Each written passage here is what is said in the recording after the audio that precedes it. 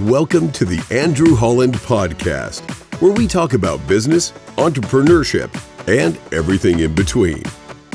Now, here's your host, Andrew Holland. Hello, everyone, and welcome to another episode of the Andrew Holland Podcast. I'm your host, Andrew Holland. I'm a businessman. I'm an entrepreneur. I've worked in the financial services and investment services industry. I've worked in the corporate world as a CPA. And as I've said, as an entrepreneur, I've started multiple companies that have multi-million-dollar valuations and multi-million dollars in revenue. You can find more about my background, talk more with me about the podcast, about my background through our website, theandrewhollandpodcast.com. You, of course, can follow me on Twitter, @HollandPodcast. And as always, I recommend that you subscribe to our YouTube channel where you can see the video version of our podcast every week. The Andrew Holland Podcast is the name of the YouTube channel. Thank you so much for joining us each and every Wednesday to talk about business, entrepreneurship, and everything in between. Now, as I've said in the past, this podcast is for all aspiring entrepreneurs, for all business owners, for anybody that's in the corporate world that is treating their job as if it's their own and working to grow what they're trying to accomplish. And I had mentioned that part of the reason I started this is because year 2 or 3 of the garbage business, I felt very alone and there was nobody to talk to, and I felt like nobody knew what I was going through.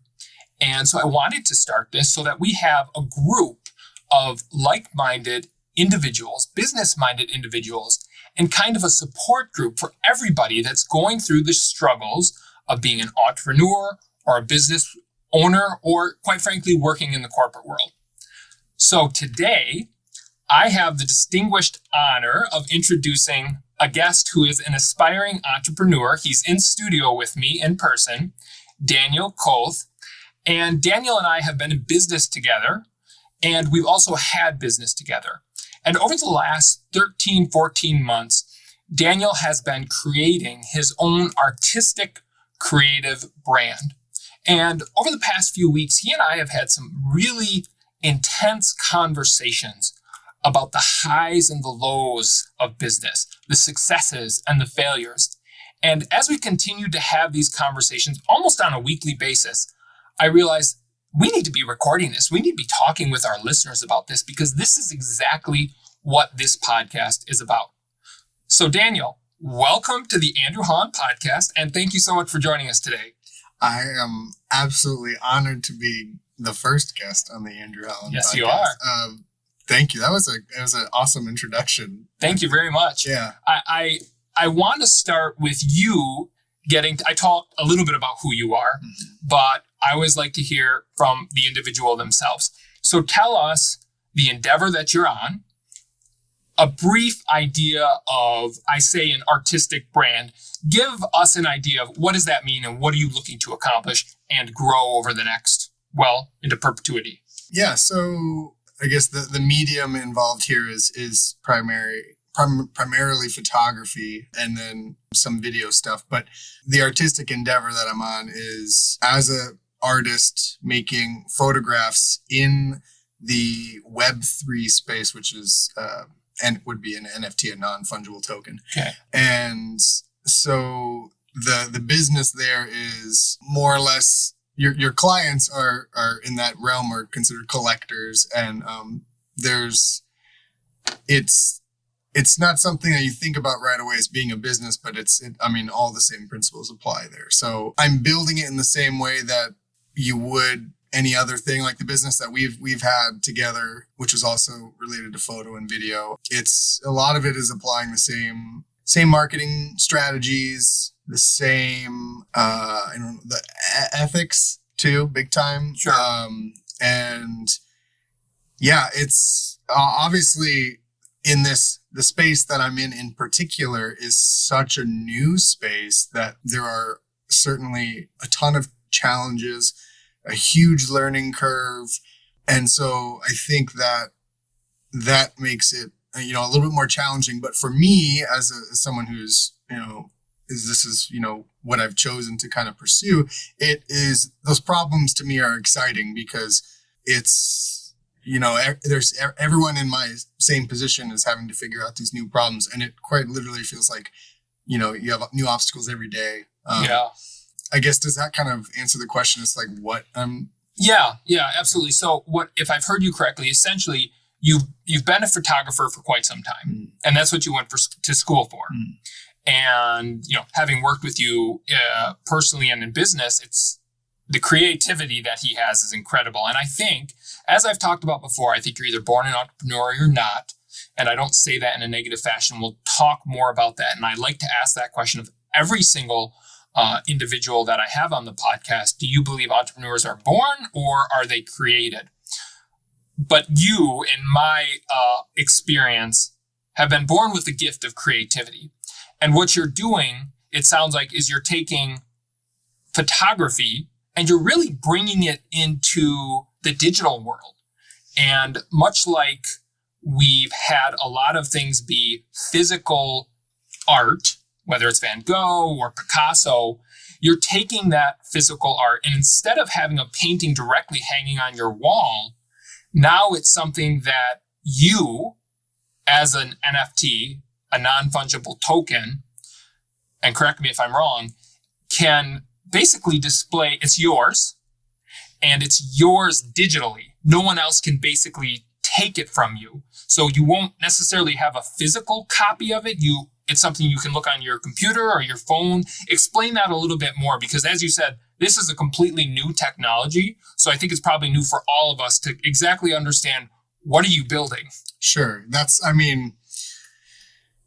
quite we could talk for probably a whole day on what that is, but I'll do my best to kind of give, an elementary perspective as to like what it is, and what that technology looks like and like why it's different.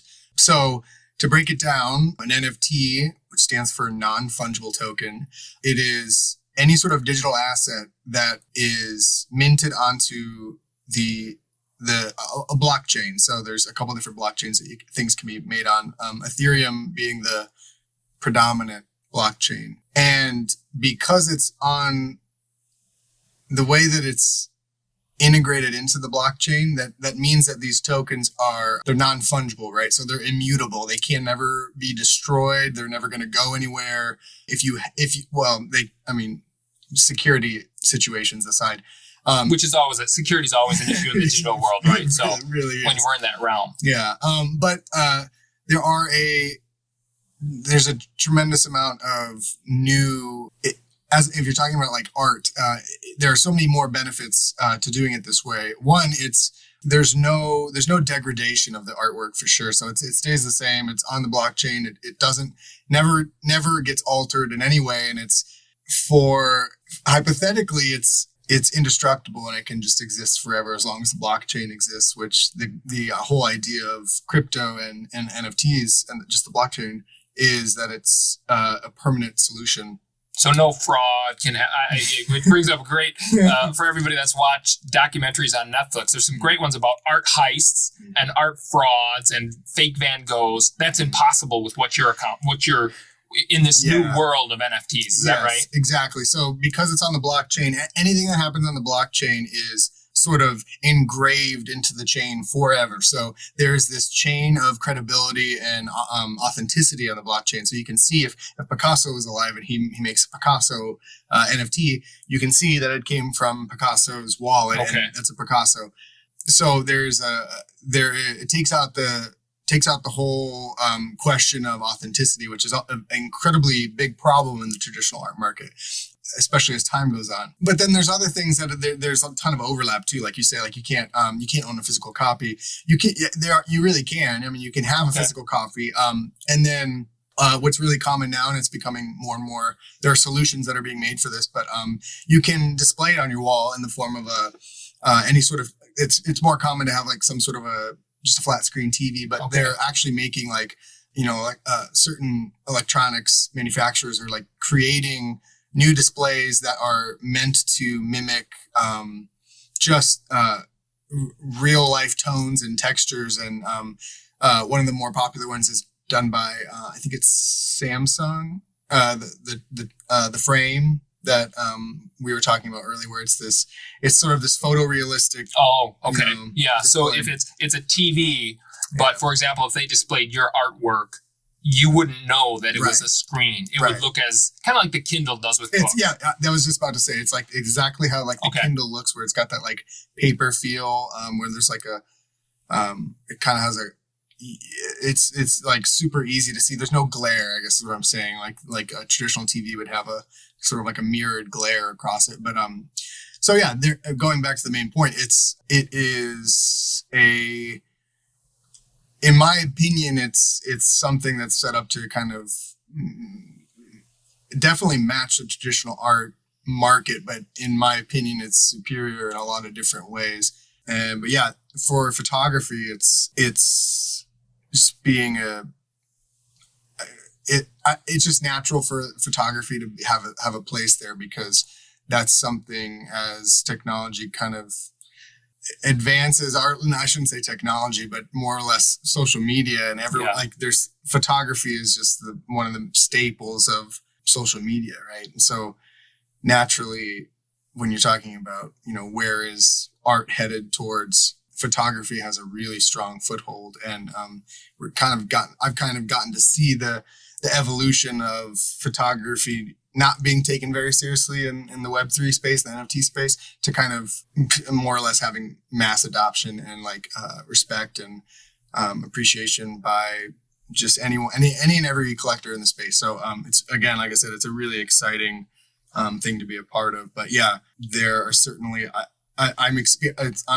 truthfully on a daily basis, I'm encountering situations and conflicts that I've seen as an entrepreneur that I'm finding I'm like equipped to like handle them, and or like the other way around, where I do something and I realize how that would be. So I wish I would have known that as an actual like business owner outside of like the art situation. So you're learning as you go. It's even though we're talking about Web3 and NFTs and blockchains, which like a lot of you, I hear all that and my eyes don't glaze over, but there's a lot of information about there and it can be overwhelming. I've had a past in the digital assets, so I understand it to a certain degree, but essentially all you're talking about is digital art.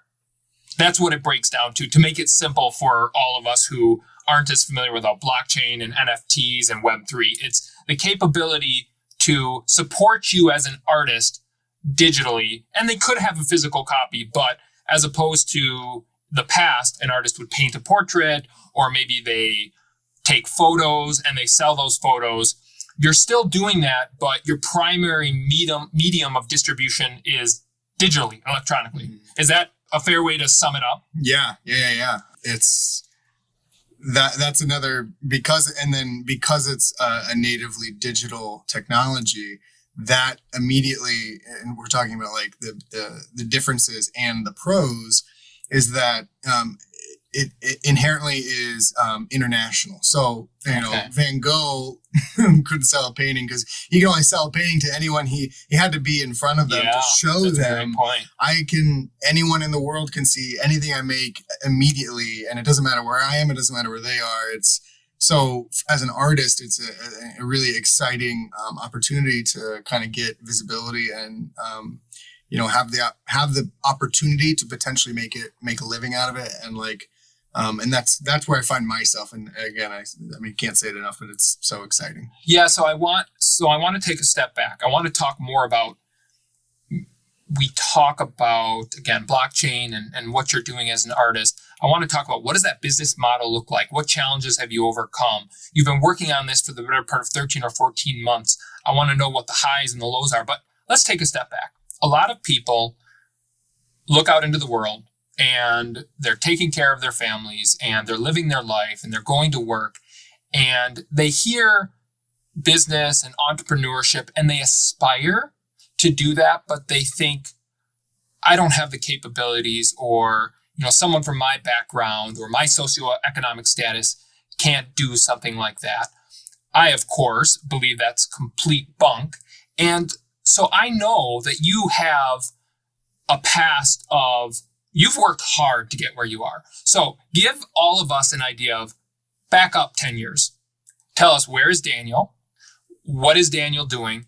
And what progression got you to the point where you are today pursuing this entrepreneurial endeavor? Sure. 10 years ago, I would have been headed to move to Los Angeles to pursue filmmaking. Okay. Where are you from? I'm from Arizona, from here. Okay. So as soon as I graduated high school, I just went straight out there. So you had star-studded eyes, go to Los Angeles, and I'm going to be a film producer. Yeah. Is that realistic? Yeah. Okay. And I was going to be a basketball player and then a football player. And of course, none of those things happen. So we all have to have our childhood dreams, right? Yes. Quite literally, that's where my head was at. I'm sure other people can relate to that. But, I ran out there with like all my hopes and dreams, held out in front of me. And then it was just like the city kicked my teeth in within like less than 2 years. And from a financial perspective, a social perspective, give us a little bit more, because those are the hardships. People pursue their dreams. And I've talked about this in previous podcasts. I've made more mistakes than probably most humans will make in their entire life, both personally and professionally. But sometimes that excitement causes you to ignore the obvious. Let's put it that way. Yeah. But then when you're actually living it and you get into the day-to-day and the enthusiasm of aspiring to your dream wears off, it's really, really hard. And that's the type of grit. That's the time when you need the grit to move through it. So what do you mean by Los Angeles kicked you in the teeth? Because those are the details we really want to know. And how did you get through it? Well, so you said like financially or socially, it was like all the above. There was nothing that I was happy about.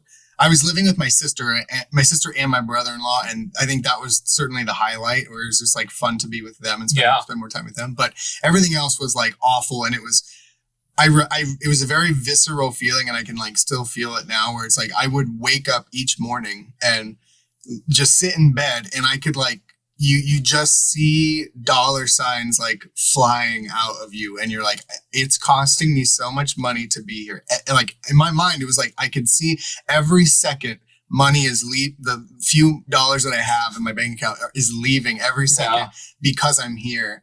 And so I was trying to go for film, and I was in film school, and Los Angeles is a very shallow place. I'm sure a lot of people can understand that. And especially in the film industry, a lot of the people are trying to make connections to further their own career, which is absolutely what is necessary and required in that zoo of. So it's very cutthroat. Yeah. Okay. And I am someone who, just as a person on a day-to-day basis, I rely so much on social interaction and like just camaraderie and friendship and stuff. And LA, I couldn't meet any genuine people. Sure. And do you think it's because you weren't from there? So if you had grown up there, you would have had a different experience? Well, I think if I grew up there, I might not be as genuine. Like okay. I really think that, because I encountered, I shouldn't say I didn't encounter any nice people. There were certainly some nice people that I was working with. I had incredibly close friendships from, my childhood in Arizona, and I was still really good friends with those people in that time. And I found that the majority of my social time was still spent communicating with my friends back in Arizona. And I was doing awful in school because things just weren't aligned for me. Okay.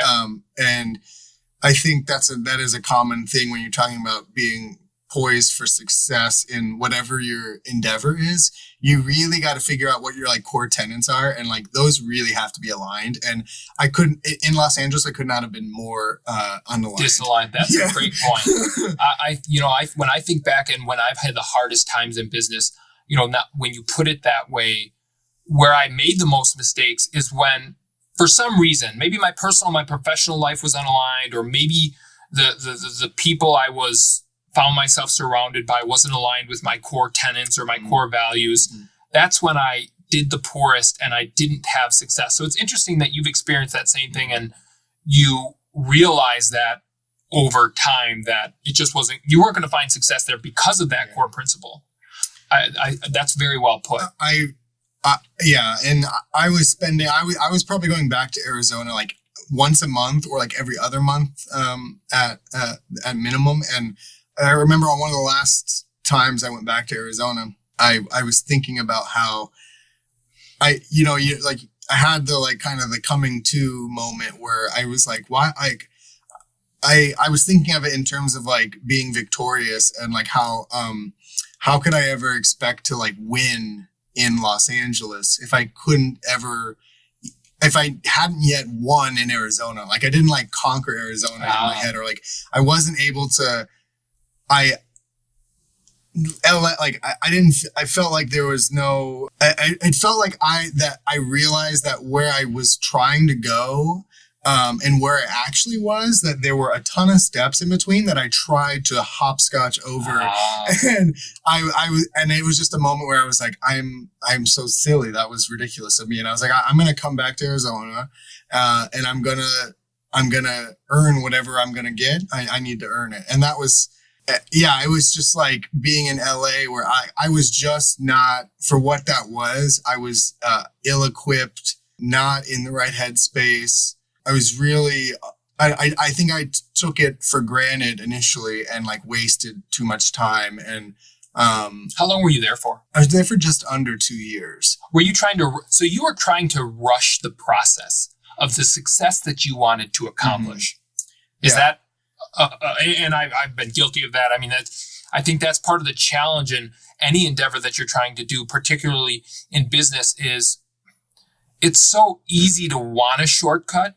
But quickly if you're trying to establish a meaningful foundation upon which to build whatever your goal is, that cracks very quickly if that foundation has been poured with a lot of shortcuts.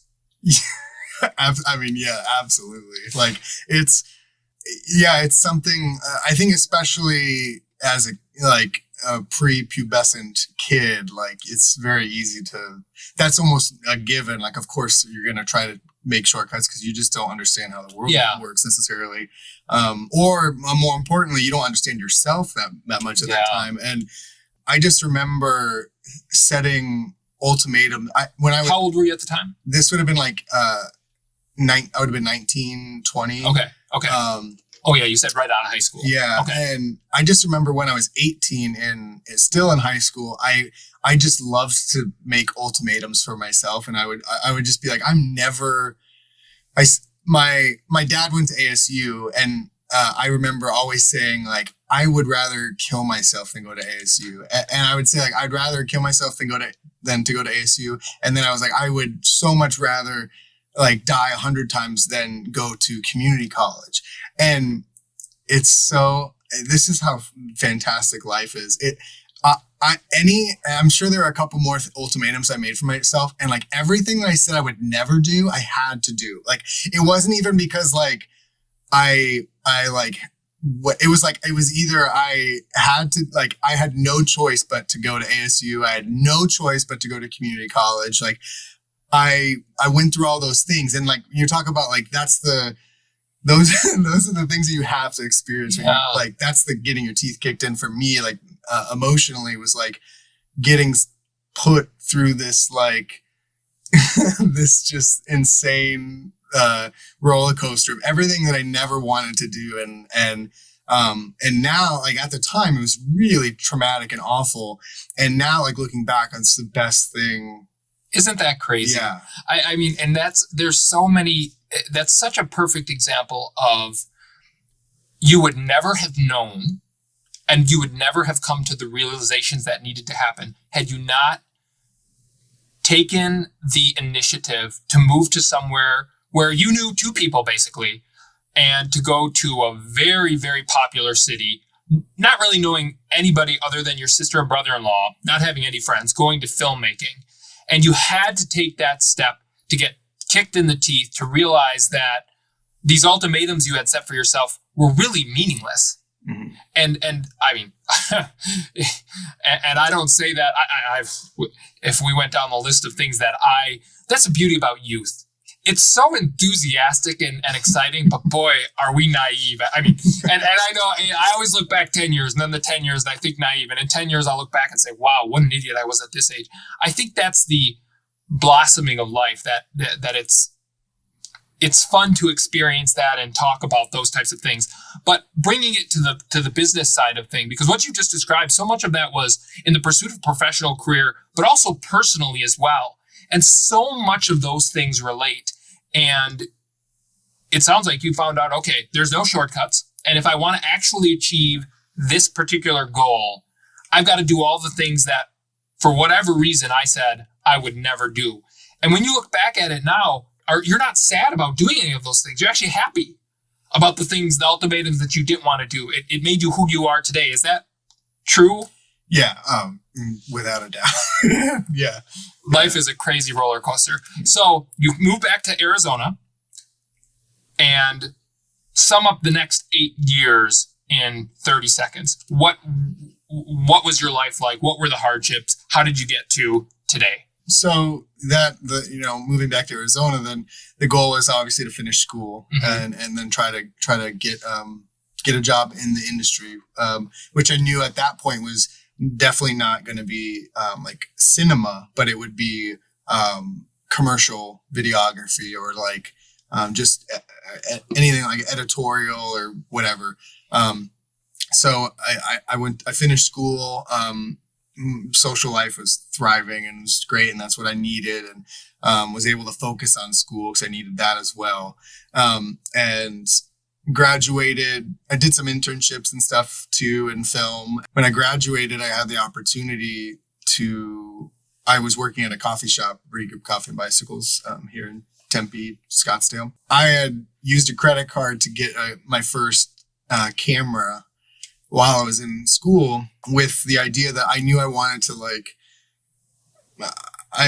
there's always been this like independent side of me, which I guess is like the entrepreneur, right? Yeah. It's like, I want to be able to like make the things for myself and do them, be my own boss and whatever. And so that was kind of the reason I went and, way over leveraged myself with a credit card and got. I know what that's like. I put a roll-off truck on a credit card. So yeah, there you go. And so, I just, for the coffee shop that I was working at, I wanted to get better at, so I went to school for film. So This is video. I wanted to be better at photography. And so with this camera, I could take photos. It was primarily a photography camera. So I started taking photos for this coffee shop's Instagram. And then, it came time to graduate. I didn't have anything lined up, but I was like, all right, now is my time to go out in the world and find a real job, which, I wasn't even able to go far down that path before my employer, who's now a business partner, I guess I had made myself too valuable to just let go. And so, was able to start a business with two other gentlemen. And remember that. Never let your good employees go. And of course, I'm kidding, but treat them because employees are the most valuable aspect in any business. And I think, just in what you've just described, so many companies forget that one thing. And you see, and obviously we go through economic recessions and people get laid off, and I've been in a situation in the past where I've had to lay people off, and I desperately didn't want to. But the point is I've always made it a goal to remember that you are nothing without your employees, and especially the employees who are there for you, who take the time for you, and who are awesome at helping you grow your business. And it sounds like you were one of those employees. You were that valuable to the business. Yeah. I eventually got to that point, and like that was, I remember being really surprised. So it wasn't something I was expecting, or I didn't even necessarily think of myself as invaluable as an asset. So you wanted to go get a job elsewhere. Yeah. And your current employee, the owner of the coffee shop, said, "We love your skills. We want to keep you on board, or tell us what happened there? Yeah, that I wish I had better memory of the specifics of how that went down, but I remember, I mean, that conversation started from me just giving the heads up that I would probably be finding a new job in the next couple months and I would be moving on. And it was sort of the reaction to that was there's got to be like something we can do to keep you around. And so what ultimately happened? Yeah. I think I had to submit some sort of a business plan and like, you know, salary proposal and like all that stuff. And so you were going to pursue a new business that focused on filmmaking, videography. Yeah. Okay. So you were going to get to utilize your degree yeah. in a new business venture. Yeah. The proposition that I put forth was something more or less like an outsourced director of marketing sort of situation. So like social media strategy, photo, video, like all just kind of all encompassing marketing for, you know, the social media era. Yeah. You know, not necessarily like, you know, not like we're doing TV commercials or like radio ads or anything like that, but like very much like millennial marketing. Sure. Yeah. And so you're going through that process. How long ago was that? Almost 6 years ago. Okay. Yeah. And I'm assuming you guys are acquiring clients and you're working to grow the business, which of course is no small feat. And how did you stumble upon what you're currently trying to pursue? Web3, NFTs, blockchain. And tell us about how you even started going on this entrepreneurial endeavor that you're currently on. It's like any of the worthwhile things in my life. It was something that I absolutely stumbled into and like had no intention of seeking it out. And I really mean that. Like any of the great things that it's essentially like anything that I've ever tried to plan for in my life has never worked out. But the things like even the coffee shop thing, like I had given up on the idea really of like being my own thing and like going out on that. But then it was like by virtue of engaging in the process of trying to get better at what I knew I loved, the opportunity came to me. And so with the NFT situation, it was in the first few years of me being interested in investing because this was like post pandemic or like pandemic / post pandemic, like 2020, end of 2020, early 2021. And there were a ton of great investment opportunities, and I was really interested in like in NFT space. Okay. Crypto specifically. Okay, in digital assets. Yeah. Okay. And so I got into cryptocurrency because I knew that was a good time because I had seen so many things happen. You know, just being around from the inception of cryptocurrency and like seeing how many times in the last 15 years or whatever, I've heard things that like explode and it was and I see the headline like Bitcoin surges and then I'll say, oh, I missed it. And then 3 years later, same headline and I go, oh, I missed it. And then 3 years later, I see the same headline, like, oh, I missed it. And so I told myself that like the next time I heard about anything like that, I'm going all in on it. And I heard about this would have been in the December of 2020 is when NFTs exploded and there were these like insanely massive sales and like secondary sales that were just through the roof, you know, tens of thousands of dollars for digital files. So other photographers, other artists, not photographers. Okay. So again, I'm approaching this purely as me investing in something. Yeah. And so I was trying to figure out how I could invest because I didn't have too much to invest, but I was trying to figure out what I could do. And so again, that was also another thing where I ultimately ended up like utilizing a credit card again to like help me get a foundation in NFTs. And I got started on a platform called Nifty Gateway that would allow you to buy it with a credit card. And the art at the time, it's all like I don't know how you describe it.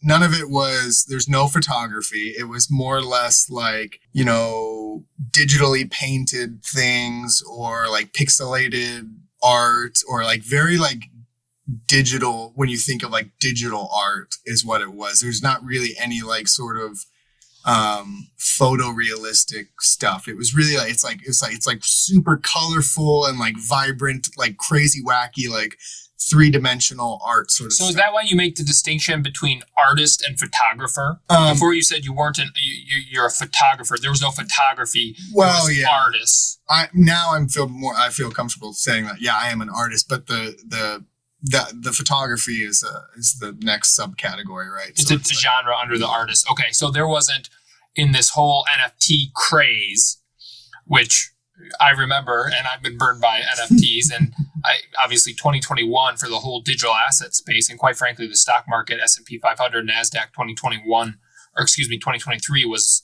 a tough year. But you said this is December 2020? when it popped on my radar. Okay, this is when it first popped on your radar. Okay, so in 2021, this whole craze is continuing to gain momentum. Yep. And so you're seeing it more and more and more. And at what point did you say, I need to do this? I'm an artist. I'm a photographer. I can do this. Well, it's funny because initially it never popped in my head because I'm not kidding. I had never, ever thought that I would do that. So I'm in this purely as an investor. And so when I would tell my friends and family about it, the natural reaction I'd get every time from every single person would be like, oh, so they would ask me like, oh, so like, when are you going to put your photography on there? Okay. And I would have to awkwardly explain how like, well, no, it's not for me. Like, it's not, photography is not a thing in this world. And that's just how it was. And I was I was totally fine with that because that was not my expectation at all. And it wasn't until it would have been probably like 7 or 8 months later in the fall/winter. It would have been November of 2021, where photography, I guess in the summer it started to heat up, and then in the fall, NFT photography was a full-blown movement. And I was obviously, being a photographer as a profession, I have a huge catalog of images. Yeah. And a friend suggested to me that I just try it out and see, and like what could be, why not? What could hurt from just trying it? And so in 2020 I had made a photo book, which was just like a culmination of 40 or 50 images. And so one day I just decided to mint and publish my a handful of those photos from that book as NFTs, and I sort of minted them, put it out into the world on kind of announced it on Twitter and in various Discord servers. You've never done this before? Never done like it before. Minting. Like You're saying minting. I think of a mint I put in my mouth. What are you talking about? Mint is the process of creating the NFT. So like taking the digital file off your computer and then pushing it and attaching it to the blockchain forever, becoming an NFT. How did you learn how to do all that? All YouTube. Okay. YouTube. So you took time to educate yourself, and there was enough material. The craze was big enough that there were people who were already doing that were providing good educational videos where you could actually figure out how to do it. Yes, correct. Okay. It was a very, the space in general, even today, it's a very, people are super helpful and super nice. Great. There's this constant tone of empowerment to everybody in the space. So it's not this Pepsi hates Coke, McDonald's hate Burger King type mentality. No, and it's quite the opposite because the whole ethos of Web3 and NFTs and cryptocurrency is this idea, this in my mind, it's sort of this idealistic, potentially unobtainable thing of being completely decentralized from anything. So no government, no Web2 companies, no special interest. It's purely like peer to peer to peer. And in the art context, it's the idea that you can, if you like someone's work, you can support them, and you know that 100% of what you want to support someone with goes straight to them. And so everyone I remember specifically the videos that I watched to mint my first NFTs were created from another artist. So again, it's like artists finding this thing and they're like, I gotta tell every other artist that I know because this is like single-handedly the greatest thing to ever happen to art in our lifetime. And I believe that as well. But it's like you just want to tell everybody, like evangelize this whole platform and the way that it's run. So yeah, I saw these videos and it's relatively simple. It was more or less the process of uploading a video to YouTube or I guess. Could anybody do it? Yeah, anyone can do it now. The trickiest part is the integration of having a cryptocurrency wallet. And because every time you do an action on the blockchain, like minting something or moving something anywhere, there's a gas fee on the Ethereum network. That's usually a couple dollars. And so you need to have a crypto wallet that has, 20 or 30 bucks in it at all times to kind of afford these transactions that are called gas fees. So that's, for me, that was the biggest hurdle was to figure out. I had no idea what that was, and I had to figure that out. But then once you get past that, it's truthfully like uploading a video to YouTube, and then like if there was a sale button on YouTube where you're like, yeah, I want to put my YouTube video for sale, and then someone just buys it, and then you just have money in your account. Like there's a really big steep learning curve to like figure out the crypto side of it. Once you get over it, it's just like any other form of digital commerce, like. It's just like using a credit card to pay for something. And okay, so I hear you. Did someone buy your first one? Oh yeah. So that was the other thing. So I minted probably 15 to 20 images. I went to bed and then something woke me up in the middle of the night at like 3 a.m. And like I looked and I'd sold out completely. How? Like, how did you get these customers? How did people know about you? You just did it on a whim. So I really don't. I don't know how to. I can't tell you because a lot of those people who bought those, I still don't even really know who they are. I know some of them, but did you have a massive Twitter following or a massive Instagram following or social media following? Not at all. I was involved in a couple of communities that were centered around certain artists in the NFT space, and so I posted my work in those Discords, and again, the people are super supportive, and I think. We need to go back and look at it, but I think the prices in US dollars for like each of those pieces might have been like maybe like $30 or something like that. Okay, so it wasn't like $1 million or anything, but you sold 15 at $30. You, Daniel Koeth in Arizona, not a major famous artist, in less than a day. Yeah, a couple hours. Why can't anybody do that? Anyone can, and I'll be the first to say that anyone can. I know that's where you and I maybe differ on, like, we're talking about, are you born something or can you make yourself something? I'm way more blindly optimistic about the possibilities, and so like I'm willing to, like, anyone who's ever interested, I'm willing to impart all my anything that I know about it onto them, because you really can do it. It's something you can work at. Just like I would be the first to say anyone can become a really good photographer if they really, really want to, because once you learn the technicalities of using and operating a camera to make sure it's exposed properly, then it's just like, getting enough time under your belt. And so once you get good at taking photos, you can make them NFTs and you can potentially sell them. But this sounds too good to be true. And I've learned, my spidey senses tell me if it sounds too good to be true, there's a catch. Now, what's the catch? So this is November of 2021. I mean, I know what happened to the whole space in 2022. Yeah. Lots of people lost their shirts and they way over leveraged. And so if I'm sitting here, someone that's got a business for 10 years, it kind of all sounds like a fugazi to me, like a malarkey. How is what you're doing an entrepreneurial endeavor? How is it building a business? What is that business model? And how can it be that easy? No business is that easy. Sure. Yeah, I agree. I will say though, before I go into any of that, I definitely absolutely got burned too in that same year, or in 2021.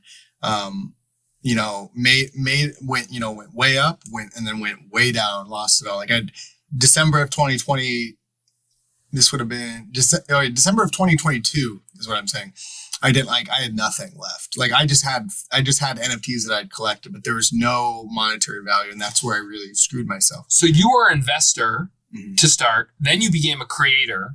You were a creator when things were really at the top. Yeah. So this would have been December of 2021. Yeah. And then in 2022, you were still creating, but things really unraveled in this space. The problem that I had, when I think it was also kind of a testament to like how the order in which I entered the space, where I was an investor first, then an artist. And the problem is I made a lot of money. I made more money than I've ever made in my entire life. Sure. In 4 months.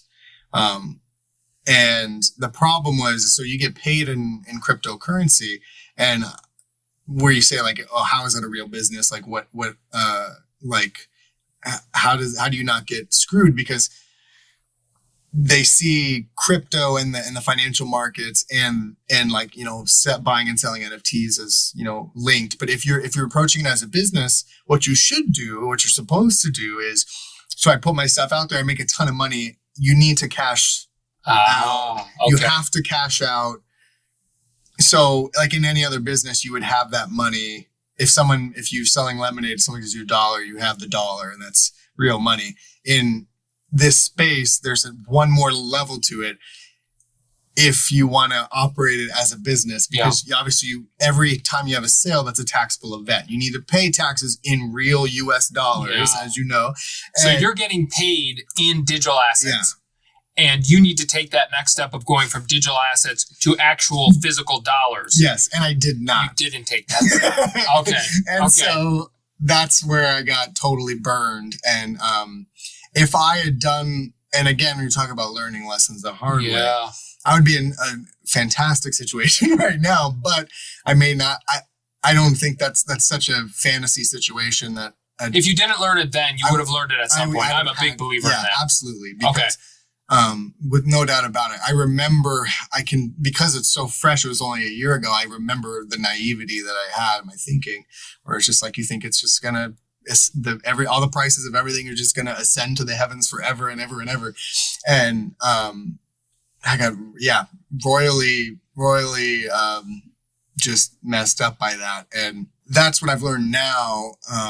Now I'm trying to approach it in a more healthy and sustainable manner, which absolutely involves every time you make a sale, you have to cash out, at least for me, at least the amount that I would owe in taxes. And so, and usually for me, I'm cashing out immediately, like the majority of whatever it is I sold, because by keeping it in there, you're gambling.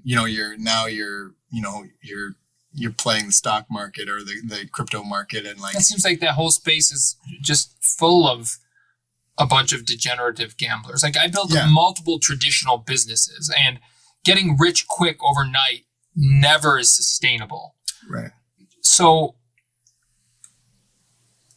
anybody can do this, but not everybody does. And I know you've experienced some very high highs. You've just described a high high, and some very low lows. So even though you're kind of in a tech sector, if you will,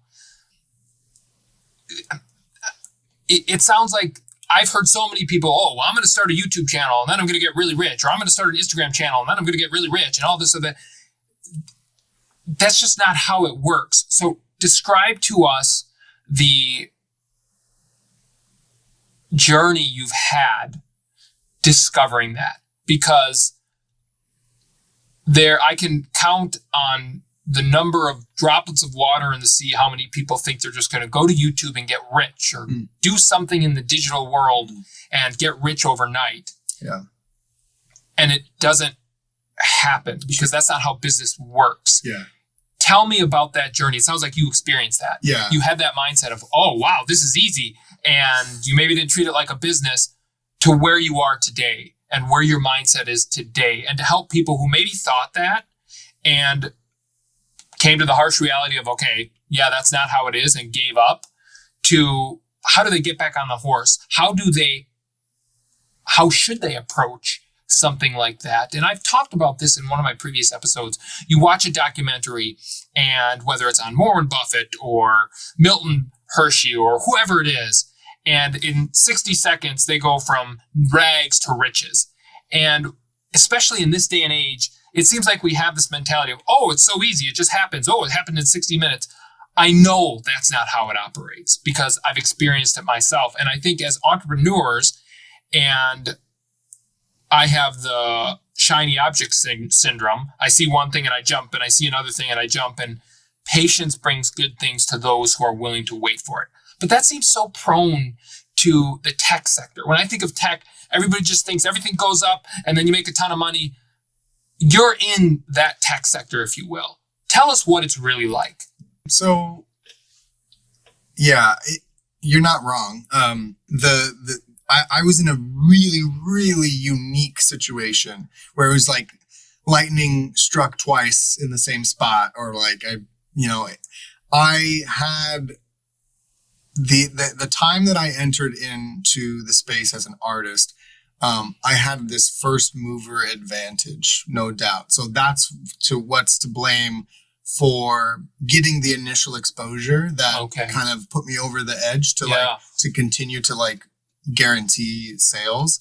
And it was just that moment in time where NFT photography was exploding, and then the community that I was involved in and the cryptocurrency that I was selling in was just all the rage, and it was great. And so that absolutely messed me up. But again, I think I needed to go through that and learn that. But it was just like for those like 4 months, it was just like sunshine and rainbows, and then absolutely the floor just comes out from under everybody. Everything I just spent 4 months working on just kind of just falls apart. And it's 4 months is a really, really short period of time. It is. Yeah, it is. But like, it was weird. It was like, I've never spent such a concentrated amount of time in anything else in my entire life, I think.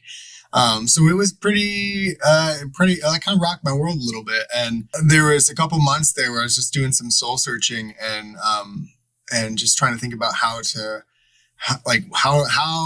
what to make of all of it, because I really felt like I had found something of purpose in that, and I wasn't necessarily expecting to find that, but it's like you don't know what you have until it's gone. Yeah, I was thinking about like I really want this. I really think this is something worth aspiring towards, whatever it is, and is there a way to salvage what I had? And I just kind of forced myself to show up. Like there's a couple months, I definitely took like a month or two off in like summer of 2022. Because you had lost everything. I lost everything, and no one was out buying anything. And because I felt so defeated, like the creative energy only comes in very unique circumstances, and I certainly did not have it at that time. Like I was looking to be revived or like reinvigorated, and I was just trying to think about like what's next. And I realized that like, well, I know that I have to still show up, and I like. Were you ready to give up? No, I really wasn't. Like, and I think that's part of what kept me there. It was like, because I really was able to see that there was something worthwhile in that. And it's just like any of the other endeavors where like, whenever I see that there's something there that I think is worth it, I just drop it. I drop everything. And like, I got to figure out how to get back there or whatever. And so you still had this drive, you still had this ambition in spite of the devastation you experienced, because it sounds very similar to the gold rush. Everybody went out there, they were all going to find gold. And when that all crashed, there were only a few people really left standing with the grit to keep going. And I know that that's the case in the whole digital asset space, or particularly in the NFT world. I mean, I don't know, this is your space where there's probably millions of artists, and how many are there now? A lot fewer, I would imagine. Yeah, definitely. They just gave up? Yeah. Because it's not easy anymore? Right. Is that why? Yeah. Absolutely. Okay. Absolutely. Because, I mean, you got to think about the insane mind games that happen in a bull market. It's like you're just talking about, where like people are absolutely blinded by, the dollar signs. And so if in the NFT world, when the bull market was at its peak, anyone and everyone was an artist and they could make something, and they're like, buy my whatever, I'm an artist now. And so there were a million of those people, and of course those are the first people to walk out the door. And it's funny you liken it to the gold rush, but it's so to me it's so funny, because that's definitely how it is, where so many people just left and they're like, this is not worth it anymore. But I'm like, this is so because it wasn't easy. Yeah, if we're talking about the real gold rush, that was probably way more difficult. With their picks and their axles. That's like way more difficult. This is like, to me, because this is something I was already doing as a profession, it's like I could do it in my sleep. And there's certainly a ton of difficult things, but and I will say, no, it was difficult to show back up and like come back to it and like recommit to it. But part of it was in June of 2022, I went to New York City for North America, the biggest like NFT conferences in New York, NFT NYC. And I went there and I got to meet collectors of mine, and I got to meet just all my peers, like fellow artists, or just people in other communities I was involved in. And getting to get like that FaceTime and like experience the energy that was still there in the space was that, I guess I will attribute that to kind of relighting the flame for me, where I was like, it was tangible at that point to me, where I was like, I see that there are people here who are human connection, human interaction. That was important to me, because it's similar to, we talk about like my problems with LA, and didn't have the social, energy wasn't there. But I have that with this. And I just started putting the work out there, and kind of had to get to the point of like, if this is after you've experienced true devastation. Yeah. Okay. And so I realized that the most important thing is to show up, and to just, I needed to want to do it just for the joy of doing it. And I knew that I could, something would happen at some point if I just kept that. Like, that was the hypothesis. Yeah. And now I'm seeing, it's the February of 2023, and I'm absolutely seeing I can make a conclusion based on that initial hypothesis that is very much correct, where if you're whatever it is that you're aspiring towards, if you're able to do it for the right reasons, like because you truly want to do it, the support, and then the subsequently the monetary support, it just happens, because people, that's something that it can't be faked. That's when you talk about taking shortcuts, that you cannot take that shortcut.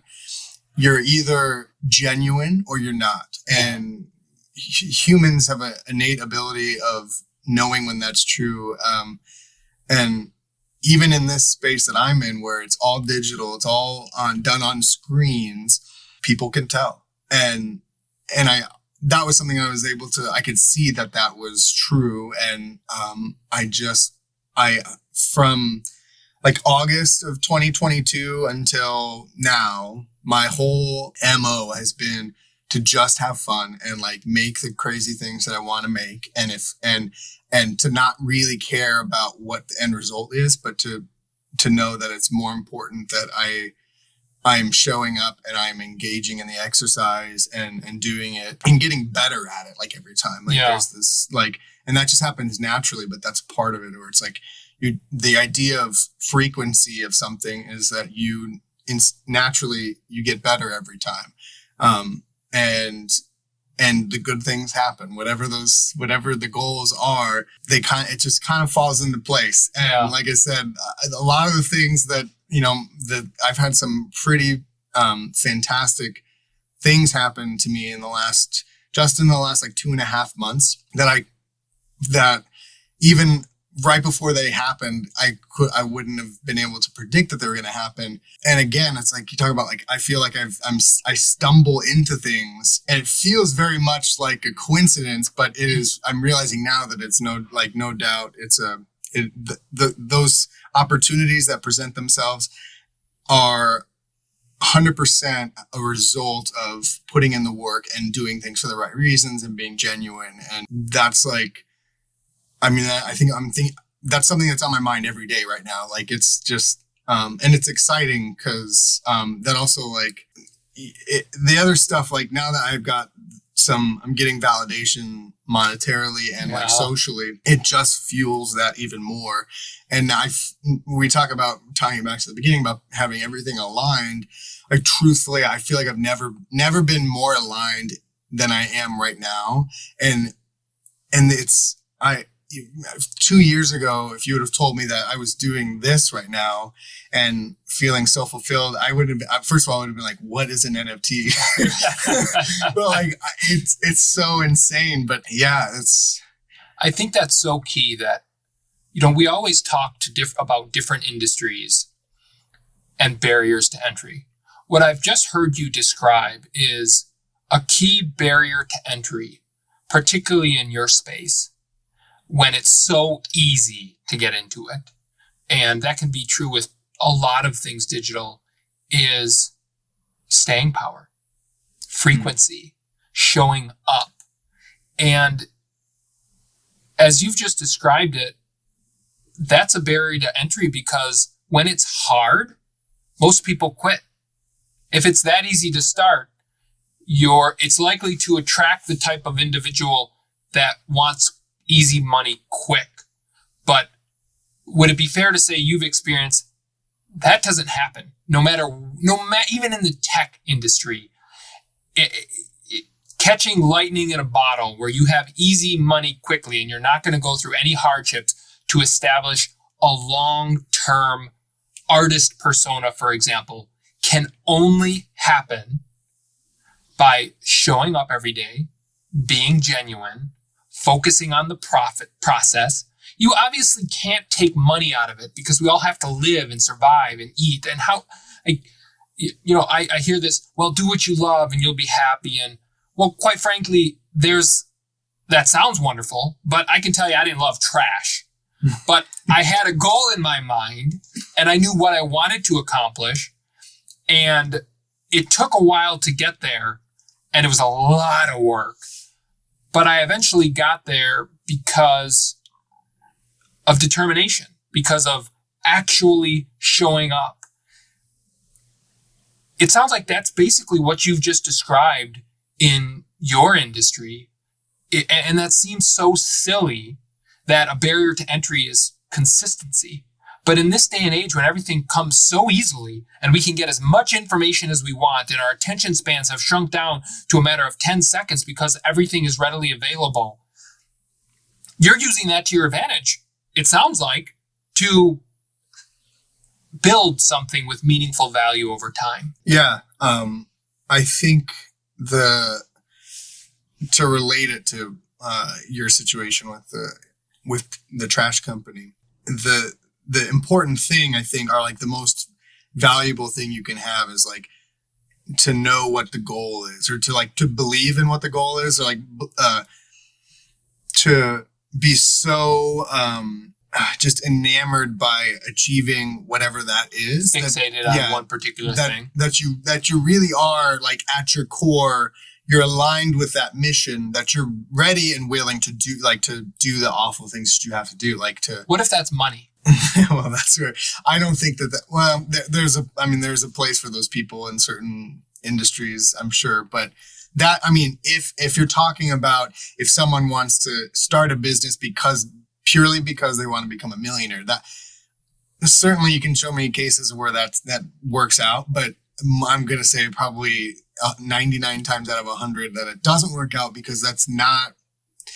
Again, that's the problem that I experienced when I, trying to move to LA and like just get it. It's all superficial. You're trying to jump from the ground to the top of Mount Everest, and that's not possible. And you're gonna end up just totally destroying yourself mentally and emotionally because you're judging yourself on this impossible challenge that you think is actually real. Because like you said,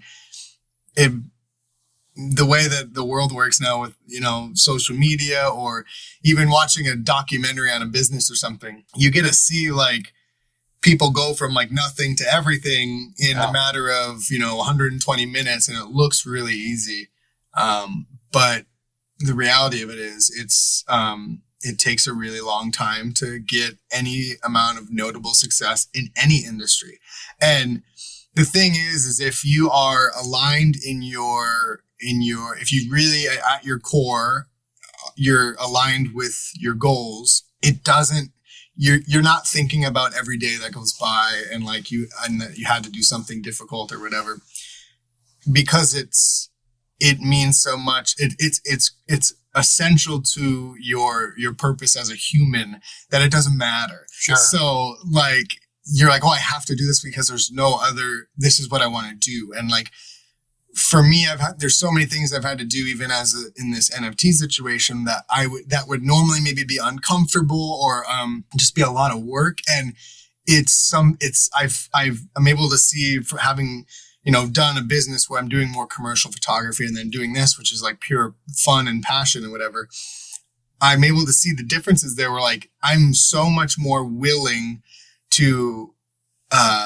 put in more hours and go through more, just more tribulations on the thing that I, at my core, believe is a part of my goal and my purpose as a human.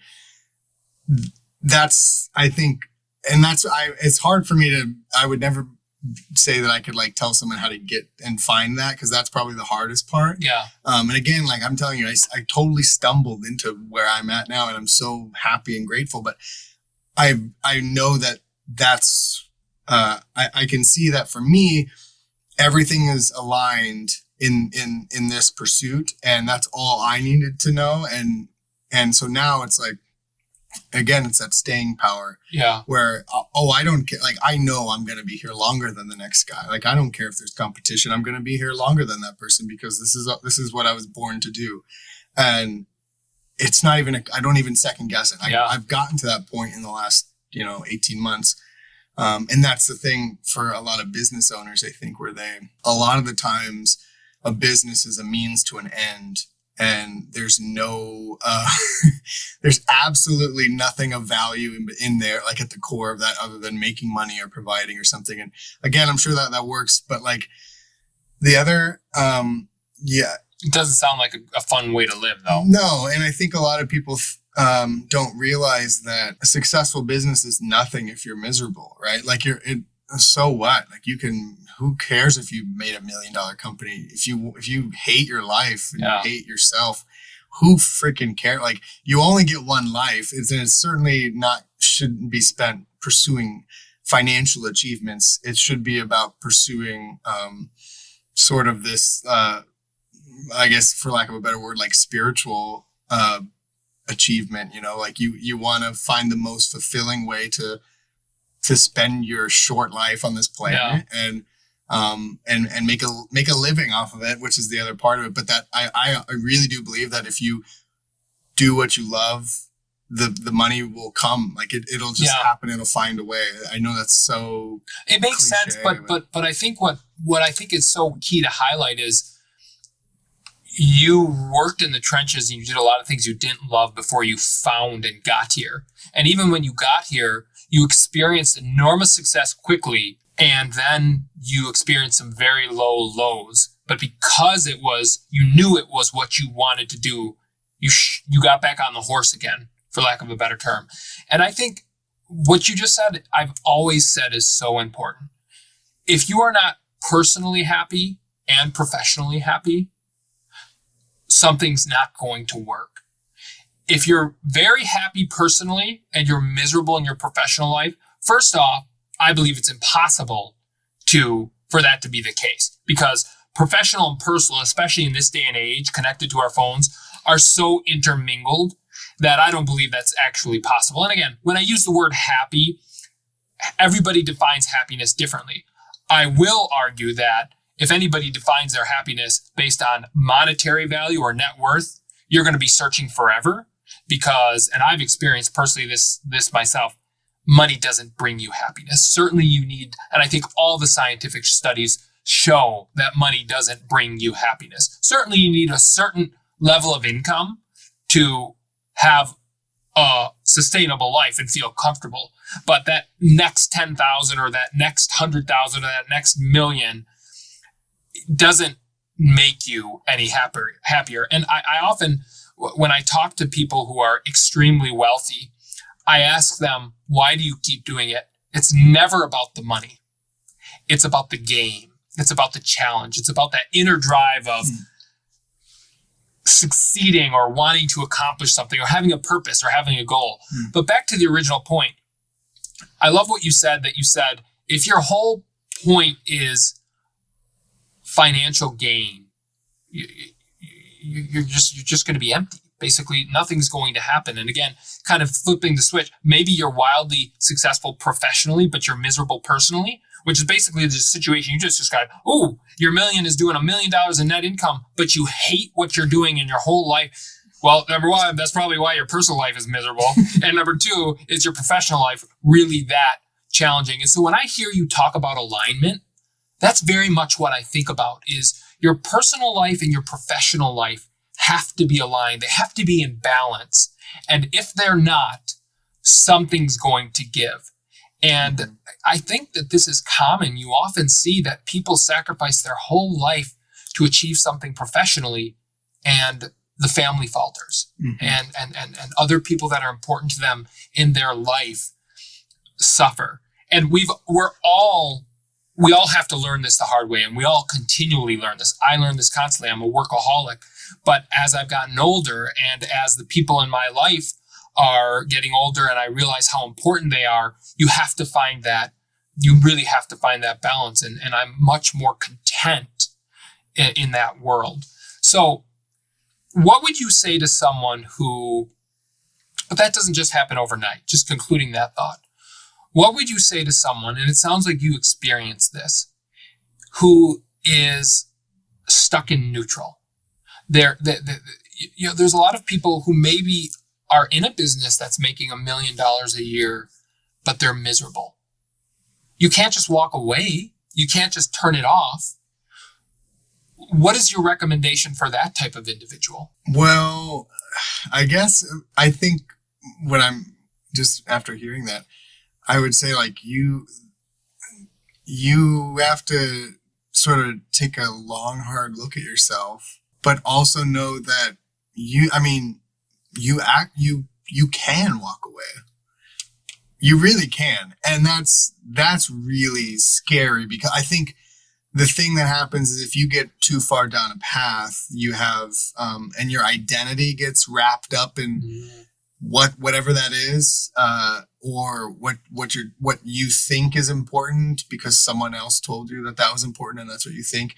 And now you're just in this like imposter syndrome thing. Yeah. You got to take a long, hard look at yourself and figure out if that's what you want. Because in that scenario, it sounds like that's truly not who that person is. If they've come to an awakening and they've realized that they're miserable, then that's obviously not who they are, where they're supposed to be. Something's not aligned. There's something that's important to them that's being compromised, right?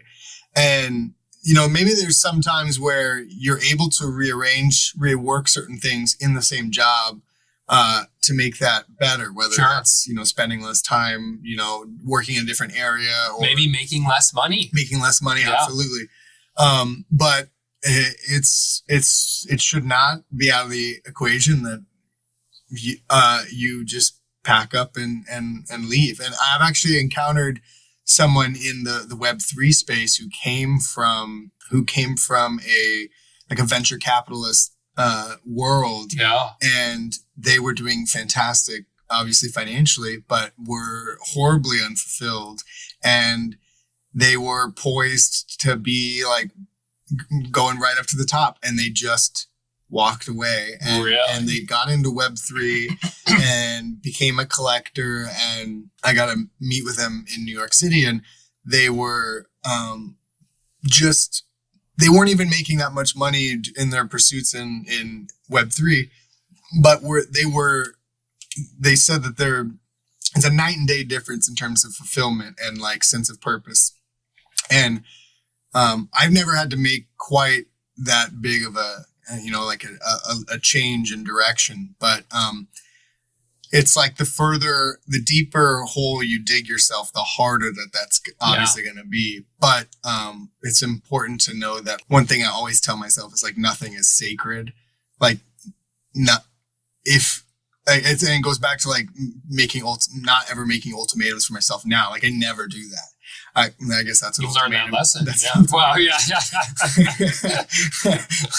Look at me go.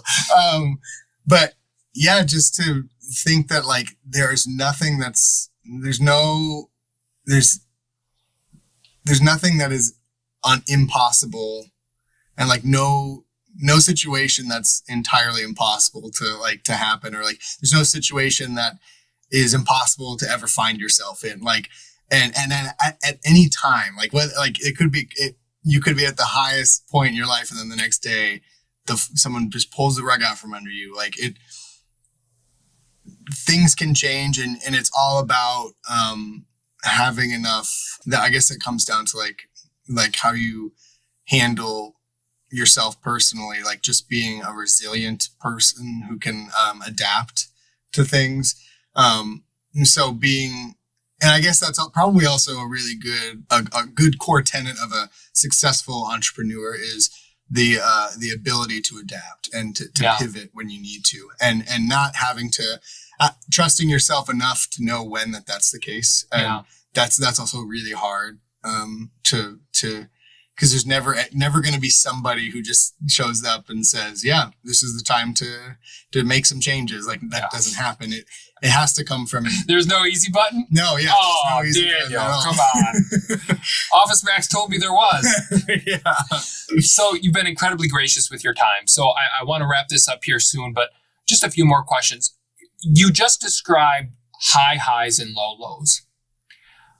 I've always been a big believer, and I've experienced this myself personally, that the human psyche, and this is frequent in business, in life in general, but particularly in business, where it's often not even kilter. You have very high highs and you have very low lows, and that volatility takes its real toll on an individual.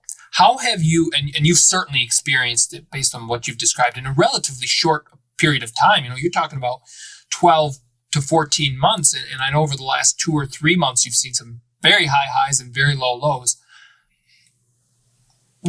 How have you found a way to cope with that? Well, I think that's every time. That's almost like you relearn that lesson every time. But again, it comes with the thing that's essential there is like having some self-compassion and like being gentle on yourself when you go through those moments, because they're inevitable, right? And sometimes the difference between the highs and the lows is so extraordinary that there's no way that a human could adapt or like just like come to terms with that quickly or healthily. So it's patience is like crucial in those situations.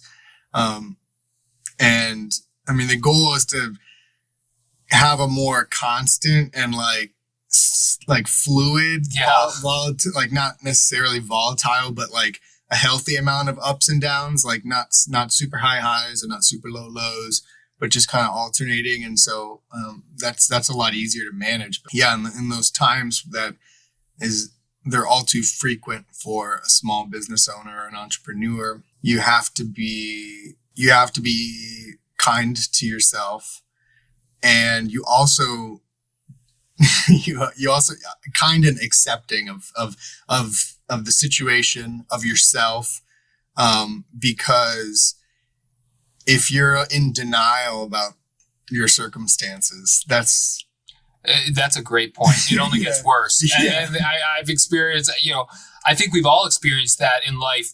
Sometimes you want to just avoid a problem or avoid a situation. It only ever gets worse. Yeah. I keep trying it and it still only ever gets worse. So I'm slowly, as I get older and more mature, start to learn, just deal with it right now. Don't, it's not fun and it's hard, but it's only going to get harder. And quite frankly, typically when you deal with it right away, the outcome isn't as bad as you typically thought it was likely going to be at all. I mean, so many times for me. Would you agree? Yeah, I agree. It's always this, the longer you put off doing that stuff, like your imagination gets stronger about like how terrible it can be, whatever that is. But it's just like the fear of like jumping into a pool. The scariest part is like before you've even done it. So like when you're just sitting or standing, at the edge of the pool, thinking about how cold it could be in the worst case scenario. And it's almost never as bad as it is. And so it's like, you just have to take that first leap. And then that's truthfully the hardest part. And so in this case, it's like the sooner you're willing to just accept the circumstances, the better off you are. And then do something about it, right? Take action. Yeah. Cause you can't take action if you haven't accepted your circumstances. And so it's, you gotta, the quicker you can accept and adapt, the better. Yeah. So what's next for you? Probably dinner, maybe a movie. I am continuing my NFT journey. My goal is to obviously be able to do that full time at some point, whatever. And trying not to set too rigid of expectations as to like when that happens, how quickly that happens.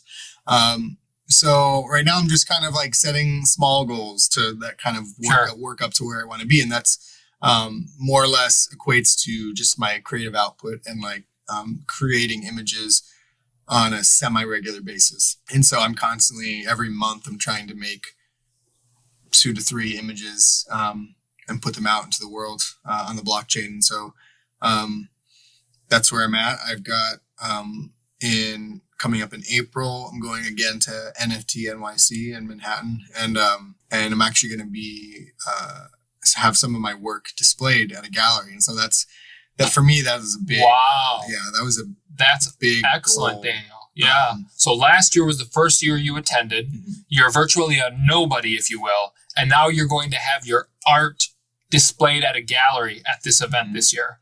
Which I will say, congratulations. Thank you. It's that I will say 100%. That's a tribute. I won't go down this rabbit hole too much, but the idea of like knowing what your goals are and like truthfully as specific as you can be with certain goals. And so last year at this same event, I saw all these things unfold and I started making my own little list of like, next year, I want to have my work shown here. I want to be involved in this. And,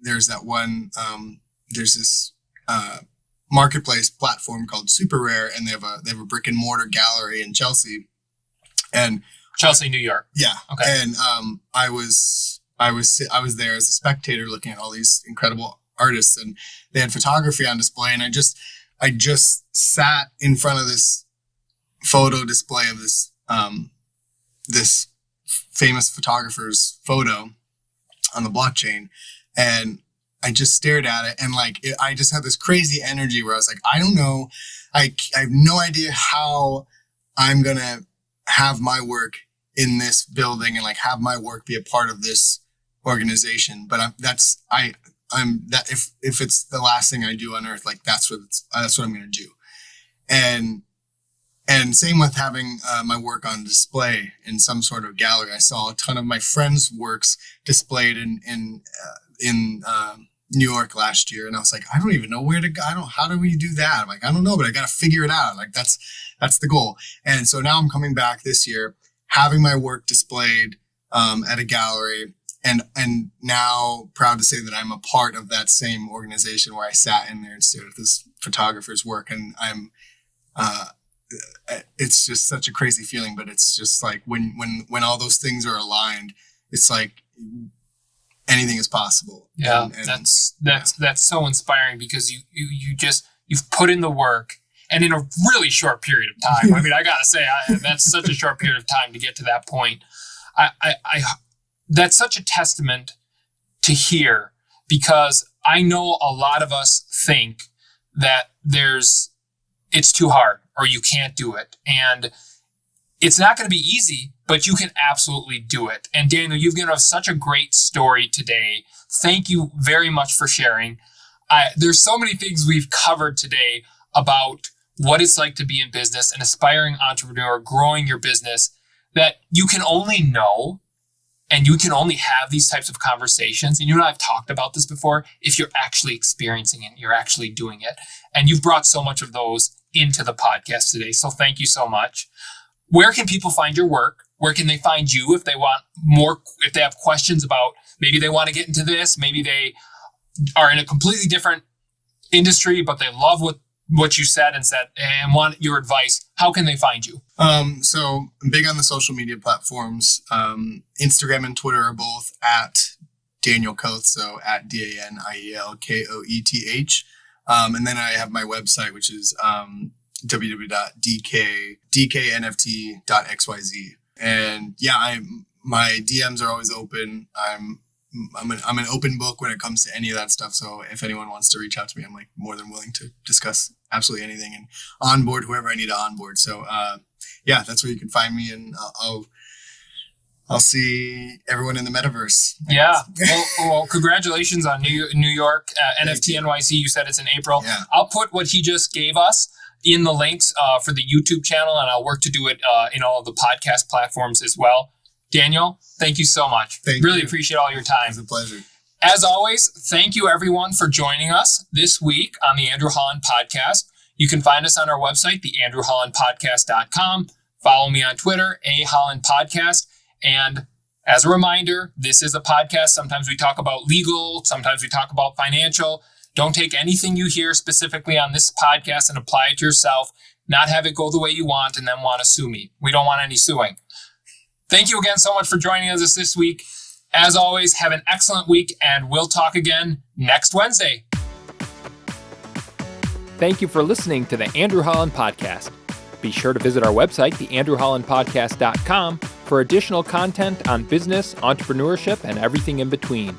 Subscribe to our YouTube channel, The Andrew Holland Podcast, to get notifications when new podcasts have been released. And lastly, follow us on Twitter, @Holland Podcast. That's @Holland Podcast for all the conversations we're having outside the podcast. Thanks again so much for joining us this week. Have a great day, and we'll talk again next week.